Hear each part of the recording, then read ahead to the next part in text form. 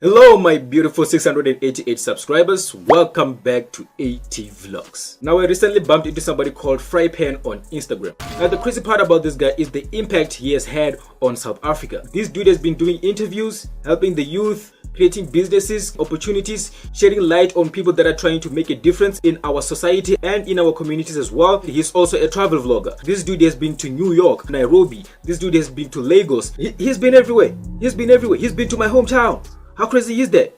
Where we've got free Wi-Fi in the taxis, premium. We also have like really good fruits that everybody is always telling us to bring back. Do you even know how heavy that stuff is? He has this thing where he always takes pictures with a little Polaroid camera, just taking pictures of everything that's interesting, everybody and stuff like that. But that's not what we are going to be talking about today. Today we are going to be talking about the skateboarding scene in South Africa. In my next video, we are going to dive deep into who exactly is Frypan. You know, he has done a lot and I really want to dive deep into that and shed some light on him too, just like he's shedding light on other people. One of the few guys that's really trying to make an impact in this sport in South Africa is Tato Moet. She's not Tato Moet.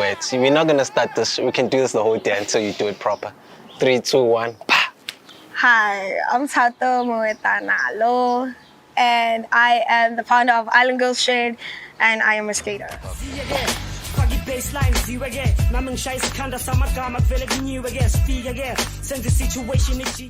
On our last location, you said you stopped skating when your rugby dreams died and you came back and you came back to this here park. Yeah. How was your first few sessions coming back? Like there were these two random guys. I met them here. Yeah. And then they were skating, and then I think I was learning how to drop in or rock to fakie. Both. Yeah, I was trying to do both. Were there any girls like No. in the skate park run up at that time? No, I was the only girl. Like I was the only consistent girl. There's also a girl called Boipelo Awa who is an Olympian skateboarder right here in South Africa. My Olympic discipline is female street, which includes rails, ledges, stairs, and harbors. She's also been in the news. It was all over the news. But you probably don't know about this. So it's really inspiring to see that there are people out there that are trying to take the sport seriously and eventually turn it into their careers. Most of the time, these skaters are in a location where they don't really have the facilities or skate parks where they can go and practice. LBG's, in terms of Johannesburg, it's our most iconic skate spot. People have been skating here since like, say, 20, 30 years ago at least. You're skating one spot, but you're skating like on like 3 different kinds of surfaces, trying to land that one trick. This is where everyone used to meet up and go skating and just, yeah, go on film missions and stuff. All iconic spots, especially if it's a public spot, it's gonna get shut down sooner or later, so change and adapt.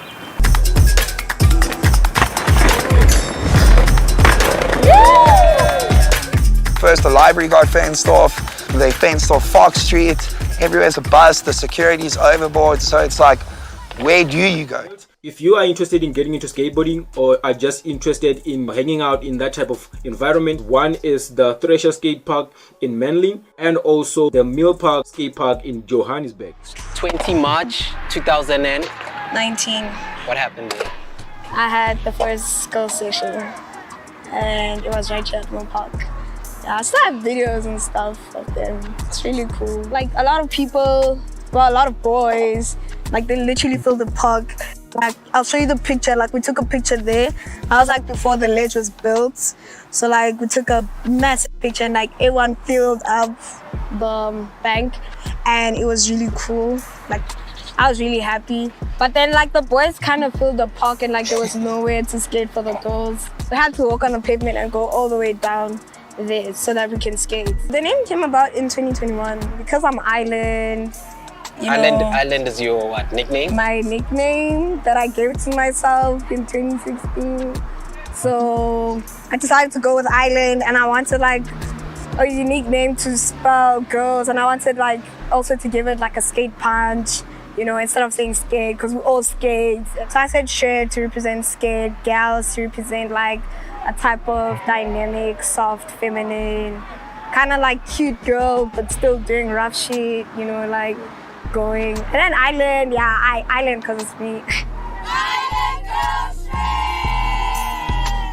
You know, come to think of it, back in the day when every kid would be raging about soccer and all other sports, I was that one kid that was always raging about X Games, raging about street league skateboarding. You know, that was my type of sport. I remember back when we had the ESPN channel on DSTV, that was my thing. Watching those BMX championships, watching them do 360s, you know, all that type of stuff. That was me, you know. I also got to a point where I did buy a skateboard, but too bad because I never really held on to the sport just like she did. So it's really something that's inspiring to me to see her take it to another level. Watching guys like Nigel Houston, who I was and still a fan of. Guys like Tony Hawk, you know, the gods of this sport. Another thing that's worth mentioning about skateboarding in South Africa is that it pretty much has its own ecosystem. And one of the people that are at the forefront is people like Becky. And so what he did was that he saw a gap in the market and decided to take action. He supplies accessories, he supplies boards, he supplies wheels, everything that has to do with skateboarding, from shoes, clothing, everything. Pretty much anything that somebody who's trying to get into this scene may need for them to jumpstart their career. So it's people like this that are really trying to push the sport in South Africa and to keep more kids out of the street, pretty much helping kids from getting bad influences and bad role models. And so these are the type of people that I really applaud for the work that they're doing for the community. 2021, 2022, I feel like was a good year for you. Yeah, 2022, I was, yeah. Island Girls was on KFC. I think that would be point number one. Yeah, KFC, the How was chicken. That must have been the biggest one of all. Yeah, probably because we got money like individually, not as like, we weren't paid as a crew. So we got paid as like athletes, I'd say, because that's what we are, like skateboarding is a sport. Second one, oh yeah, I'd say being featured on Dazed.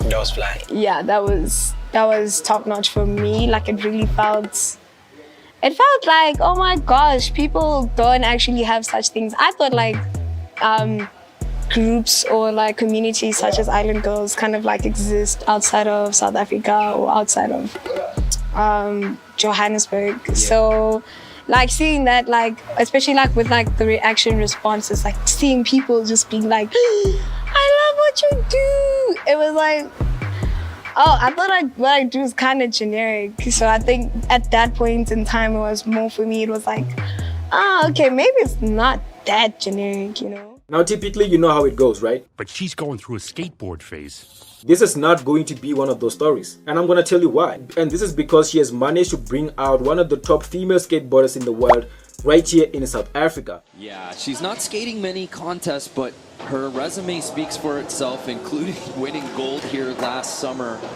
And simply put, she's the most decorated skateboarder, not just in this field, but of all time in X Games history on the women's side, Amelia. The last one, I would say the girls' comp. Girls' comp, what's that about? It's a skateboarding competition that we had on the last Saturday of Women's Month. That was nice because, like, I don't know. I think it set a tone in, like, women's skateboarding. Yeah, as in, like, you should be at a level of something, you know? I mean, we're still going to do beginner workshops, but, like, we're definitely not staying stagnant. Now that people are trying to put a lot more media attention to the sport, it means that there's a potential of sponsors to come into the sport. They're going to start sponsoring athletes, which leads to more people getting into the sport, which leads to more people competing at the highest level. And from there on forward, it's just going to have a snowballing effect that's going to benefit a lot of the sectors in South Africa. And as a matter of fact, I've also realized my passion for skateboarding just when I was doing this video. You know, it's really something that I should have never dropped. Why did you drop it? Why did you drop it? It's about time I pick up a skateboard and try to do a few tricks too. Maybe just as a hobby. Maybe I could go pro. You never know.